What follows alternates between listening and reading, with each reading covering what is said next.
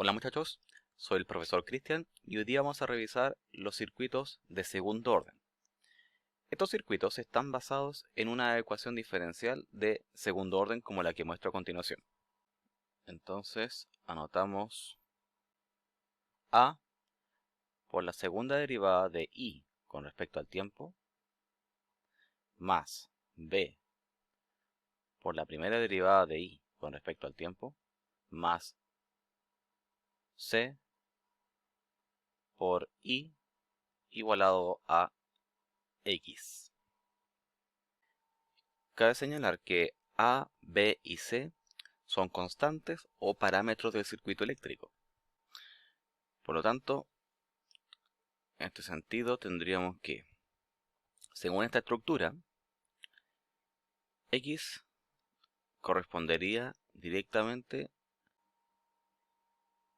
a la entrada o a la fuente de poder del circuito eléctrico. Por lo tanto, la parte izquierda correspondería a la dinámica, entonces noto dinámica,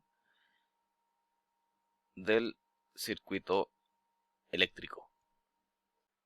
En este sentido, pasamos a revisar una de las configuraciones principales del circuito de segundo orden, que correspondería al circuito RLC, resistivo, inductivo, capacitivo, en configuración serie. Bueno, para este ejemplo, lo que vamos a hacer es que el objetivo va a ser obtener la tensión o la dinámica de la tensión del capacitor. Tenemos entonces, conformamos entonces un LKB a partir de una corriente circulante en este circuito eléctrico, una corriente I. Entonces aquí vamos a conformar un LKB, donde la sumatoria de las caídas de tensión, BR más BL más BC, va a ser igual a la sumatoria de los aumentos de tensión, que sería en este caso BS. Donde BR sería la caída de tensión de la resistencia, BL la caída de tensión de la bobina o inductor, y BC la caída de tensión en el capacitor o condensador, según esta dirección de corriente. Tenemos que notar que para el capacitor y el inductor tenemos corrientes definidas de la siguiente manera. En el inductor tenemos una corriente de inductor IL y en el capacitor tenemos una corriente de capacitor IC. Como estamos en un circuito serie, podemos inferir lo siguiente, donde la corriente I va a ser igual a la corriente de capacitor y va a ser igual también a la corriente de inductor. Con esto, evaluamos la ley de Ohm en la caída de tensión en la resistencia eléctrica, la cual estaría definido de la siguiente manera dentro del LKB. Entonces sería la corriente I por la resistencia más la diferencia de potencial de la bobina más la diferencia de potencial del capacitor igual a la diferencia de potencial de la fuente. Con esto, como estamos con elementos dinámicos como es el capacitor e inductor,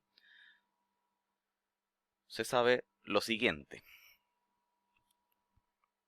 Entonces notamos aquí, se sabe que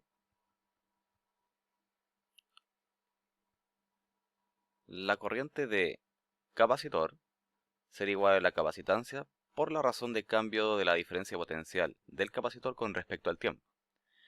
Y la diferencia de potencial del inductor sería igual a inductancia por la razón de cambio de la corriente de inductor con respecto al tiempo.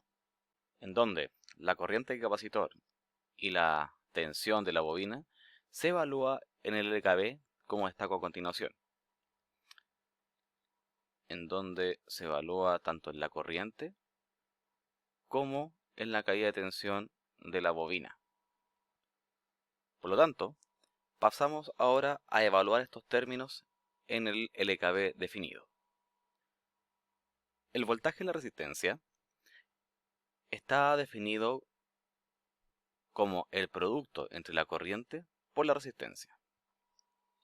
Con respecto al voltaje en la bobina, aquí se evalúa directamente el modelo matemático que estaba definido anteriormente, en donde la inductancia sería multiplicada por la razón de cambio de la corriente con respecto al tiempo, conservando la diferencia de potencial en el capacitor e igualándolo con respecto al voltaje de la fuente. Hago notar en la expresión obtenida que la mayoría de los términos están definidos con respecto a la corriente eléctrica que circula en este circuito serie. Teníamos que la corriente eléctrica también estaba igualada a la corriente de capacitor, dado que en términos generales estos eran las mismas corrientes. Por lo tanto, donde queda definida la corriente eléctrica I, corriente general que está circulando en este circuito serie, la evaluamos con respecto al modelo matemático del condensador o capacitor, donde la corriente será igual a la capacitancia por la razón de cambio del voltaje capacitor con respecto al tiempo. Esto lo evaluamos de la siguiente manera.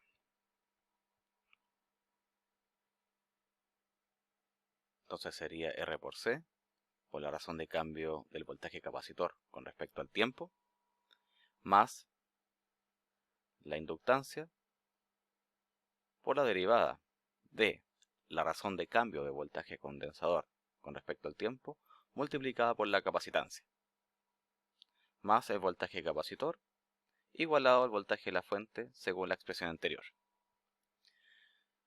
Si reacomodamos los términos, nos quedaría la siguiente ecuación diferencial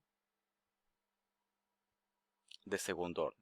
L por C por ahí la segunda derivada del voltaje capacitor más R por C por la primera derivada del voltaje capacitor con respecto al tiempo más el voltaje de capacitor igual al voltaje de la fuente.